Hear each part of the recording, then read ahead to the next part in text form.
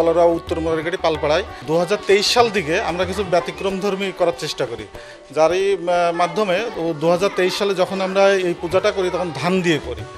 আর তখন এত পরিমাণ দর্শক সমাগম এবং মানে মানুষের আলোড়ন সৃষ্টি হয় যে আমরা আবেগ আপ্লুত হয়ে পড়ি। যারই ধারাবাহিকতায় আমরা এবছর আরও নতুন কিছু আনার চেষ্টা করেছি।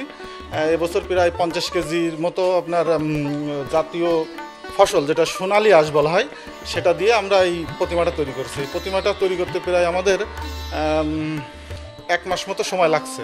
4 জন শিল্পী অক্লান্ত পরিশ্রমের মাধ্যমে প্রতিমার কাজটি শেষ করছে, যার ব্যয় টোটাল আমাদের পূজা খরচ হবে প্রায় 3 লক্ষ টাকার মতো।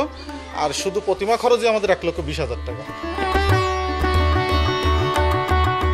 পাট একটা বাংলাদেশের ঐতিহ্য, সোনালী আঁশ বলা হয়, যা বাংলাদেশের গণ্ডি পেরিয়ে বাংলাদেশের চাহিদা মিটিয়েও বিশ্বের বিভিন্ন দেশে রপ্তানি হয়।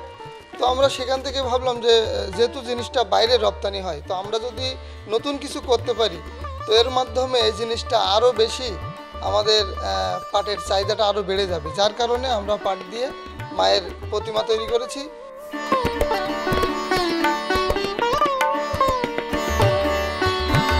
গত বছর ধানের ঠাকুর হয়েছিল, এবার পাটের ঠাকুর হয়েছে, নালি পাট দিয়ে তৈরি করা হয়েছে, খুব সুন্দর দেখতে হয়েছে। লোকজন আসবে দেখবে, এখনই তো আসতেছে লোক দেখতে। আমাদের মন্দির আছে কলারা উত্তর মোরারঘাটি পালপাড়া। এখানে প্রতিবারই ভিন্ন ভিন্ন ধরনের ঠাকুর তৈরি হয়ে থাকে।